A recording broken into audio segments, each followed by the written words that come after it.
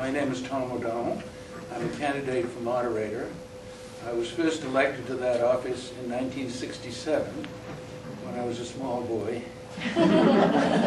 Just in here.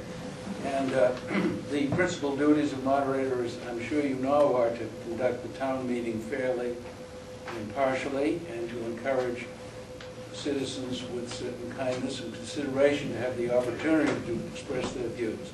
The other part of it is to make appointments to important town committees, including the advisory committee, the personnel board, capital outlay committee, and others.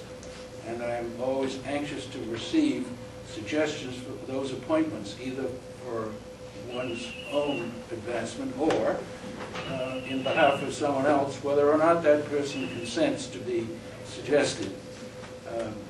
The selectmen and I have for many years held at least 2 evening open sessions to meet and discuss interest in town appointments with any citizens who would like to come, and that'll be widely publicized. And if you have not served, or you have served and would like to serve again, we urge you to take part. And I also am glad to hear from people apart from that process.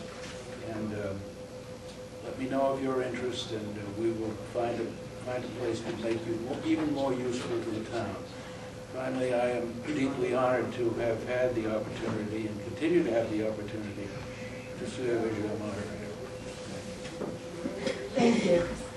Next in line on the ballot was John Riley for Selectman, and I do have a short statement from him that I will read now. I am sorry that scheduling prevents me from being here in person tonight. I am honored and proud to have served my town the last 3 years and look forward to having that honor again for the next 3. I think that much has been accomplished in the past 3 years, all of which you may have read about and seen. However, it is clear to me that it takes more than one term to accomplish the goals I have set for myself. A particular goal that I would like to share with you is improving the harbor area in a way that would create an everlasting revenue stream for the town, such as establishing a town-owned marina and a restaurant. We are all facing tough economic times for the next 3 years, and I feel that consistency in leadership is important, as well as doing my best to keep the town and the services we provide running in the best way that our sound financial policy allows. Although not everyone is inclined to serve on an elected board, as I have on the planning board and now the selectmen, I urge you to take an interest in town government. There are many appointed committees and commissions in town. The selectman and moderator will be holding an open house sometime in May to interview appointees for any available places on those committees. Consider doing this. It is a satisfying experience. Now we'll hear from Eileen McCracken for Town Clerk. Good evening, everyone. My name is Eileen McCracken. I'm happy and proud to be running for my 5th term for the office. The Town Clerk's office is the welcoming area of the town. We provide birth certificates as well as genealogy, and we process mooring permits and help with dog licenses. We also do the elections for the town. Last year we had a very busy year with 5 elections, and at the final election of the year we had 84% of the turnout, which was wonderful. I'd love to have an 84% turnout at the town election, which unfortunately doesn't happen that often. So I'm asking everyone to please come out and vote on May 2nd. We do have absentee ballot applications available in our office if you will be out of town. And I'd like you to help me to continue to be in a job that I love. Thank you. I see that Mr. Bickford was not able to join us tonight. So John Stoddard for the Municipal Light Board. Yeah, thank you. I'd like to thank the League of Women Voters for putting this forum on tonight. My name is John Stoddard. I am one of the 3 commissioners at Hingham Light. I was born in Hingham and live here with my wife Liz, 2 sons, Daniel 16, Christopher 13, born in the Hingham school system. I've been involved with Hingham Light for over the last 13 years, 6 years as a lineman and then 7 years serving as a light board commissioner. We've seen significant changes in the light plant during this time along, some tremendous growth the last few years in the town, which would be the Derby Street shops, Erickson, Blue Cross Blue Shield, and the ongoing shipyard project. A few things that I've worked on the board, we have a rolling 5-year capital plan that identifies the system improvements needed to address the growth in the town, keeping the existing system in current with high level of reliability. We're also investigating the location for a second electrical substation as part of our future plan.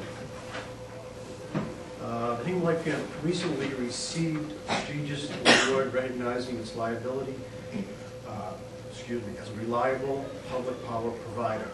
The Light Plant was one of 60 utilities of 2,200 in the United States to receive this award. I've seen the communication between the Light Plant and its customers and other town departments improve greatly. There has been a change in the philosophy of the Light Plant and the way it conducts its business. It has proven to be very successful. Thank you. Thank you. Robert Keyes for the Housing Authority was not able to join us tonight. Next we have Barbara Cook for the School Committee.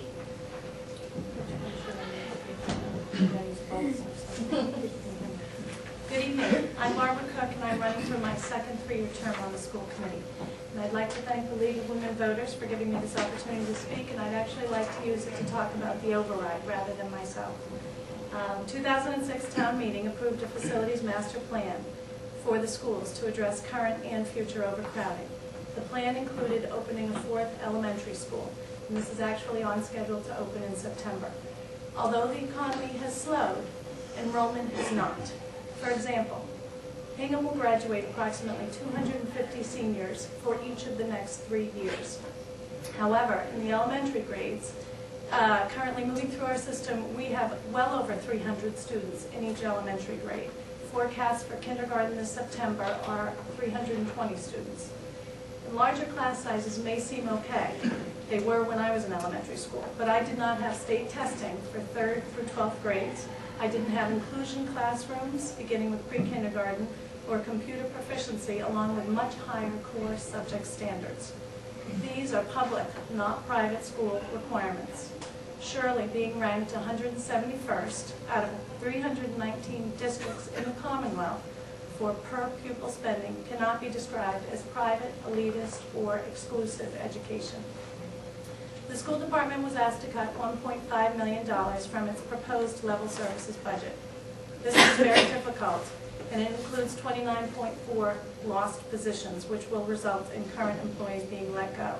It'll be challenging enough to operate 3 schools on a smaller budget, but if the override does not pass, we are forced to go to Plan B, and there is no way to operate and use all 4 elementary schools as intended. The override was approved by the school committee, the Board of Selectmen, and the advisory committee. All taxpayers from all walks of life and all mindful of this very difficult economy. Thank you. Linda Krause-Hill for the School Committee was not able to attend. Next we have Paul Healy for the Planning Board. Good evening, ladies and gentlemen. My name is Paul Healy. I've served 15 years on the Hingham Planning Board.